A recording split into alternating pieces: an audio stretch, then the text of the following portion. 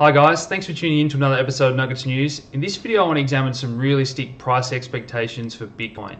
Now we often read these exaggerated estimates. I'm not one for clickbait, I don't buy into hype. If you followed my work, you know my analysis is based on that bottom-up fundamental style approach, but I want to talk about where Bitcoin fits into the world of technology and investing, whether we even should be comparing it to the market cap of stocks, forex or other global financial assets. And if you followed my work, you know that I think this blockchain, cryptography, encryption technology is a once-in-a-lifetime paradigm shift. We're part of this unique opportunity.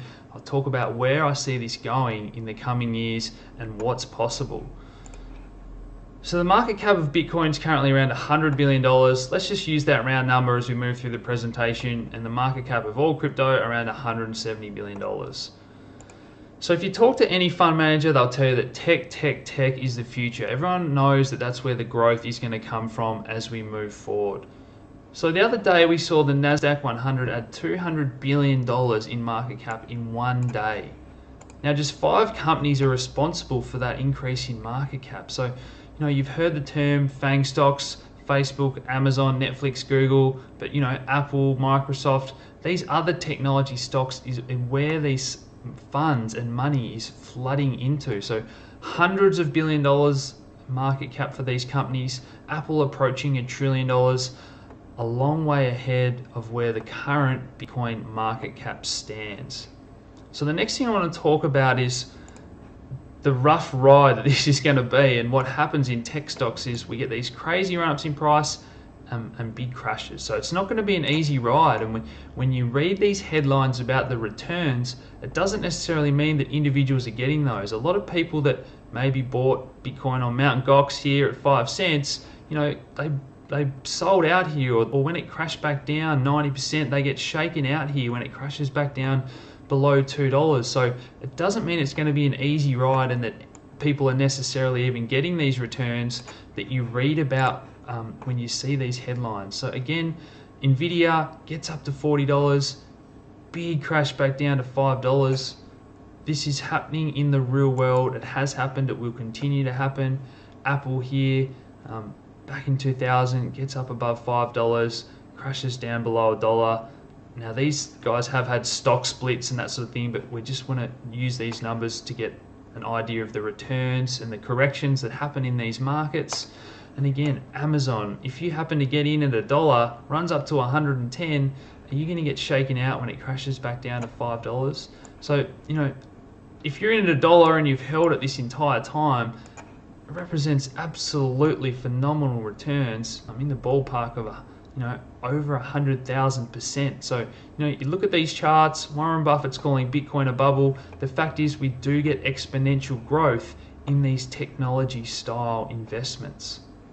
So the next thing I want to talk about is the best returns in history. So Coca-Cola, if you had got in on that IPO, continually to reinvest all those dividends and stuff, which is a little bit different to maybe how Bitcoin's having these hard forks and split offs of other coins. But let's just get a feel for the return that's possible if you had got in on the ground floor for Coca-Cola, and that's a 24,500,000% return. So these huge returns are possible in the real world.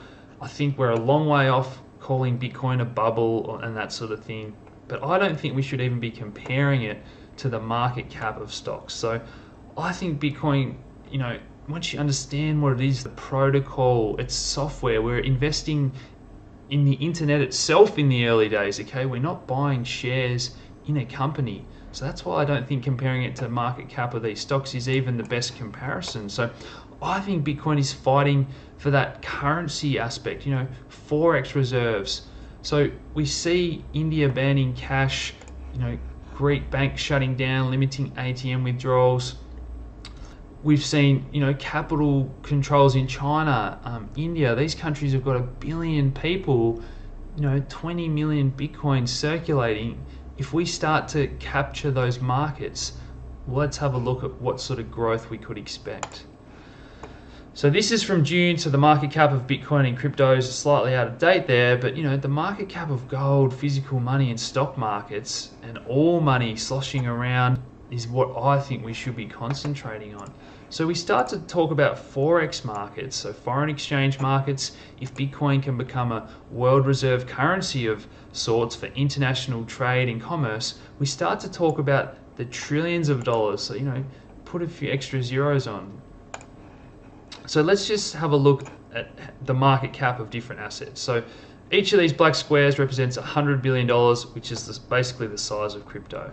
So silver there, you guys know I'm a huge fan of silver. So that's cryptocurrency. There's some of those bigger companies we took a look at. The world's richest 50 people. What happens if like a few of those decide to buy a large stake in Bitcoin?